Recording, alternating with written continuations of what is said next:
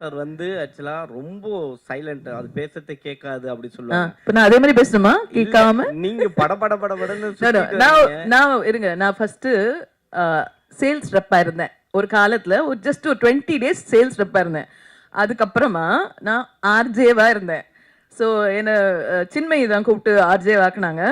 அவங்கள பண்ண சொன்ன ஷோவை எனக்கு கொடுத்துருந்தாங்க. ஸோ அதனால நான் வந்து ஆர்ஜேவானேன். ஆர்ஜேவா இருக்கும்போது நான் மென்மையாகவும் ரொம்ப ஸ்லோவாகவும் பேச முடியாது சார். அது என்ன இப்படி ப்ரிப்பேர் பண்ணிடுச்சு. ரஹ்மான் சார் இதை வந்து பார்த்தாரா, கேட்டாரா இந்த சாங்கை? நான் அவர்கிட்ட அனுப்புனேன். அவரு நேற்று எனக்கு மரியாதையே வேற. அவர் எதுவும் சொல்ல மாட்டார்ல. என் பையன் காமிச்சு ஹி செட் தம்ஸ் அப் போட்டார். யார் காமிட்டாலும் they really loved it. And I'm hoping the new generation will like it. New ஜென்ரேஷனுக்காக பண்ணது இது.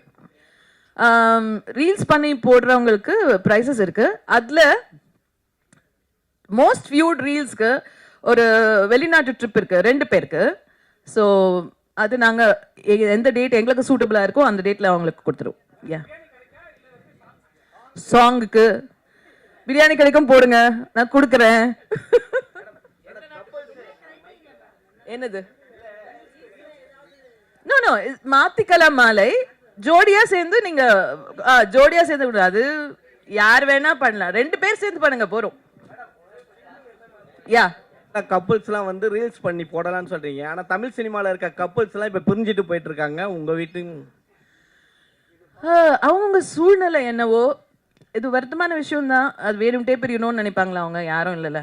நம்ம வந்து லைஃப் லாங் இருக்க போறோம் தான் நினைக்கிறாங்க எல்லாருமே. வேணும்ட்டே பிரியறதில்ல. அதுக்கு தவிர்க்க முடியாத காரணங்கள் இருக்கலாம். எல்லாரும் சேர்ந்து இருக்கணும்னு நம்ம பிரார்த்திக்கலாம்.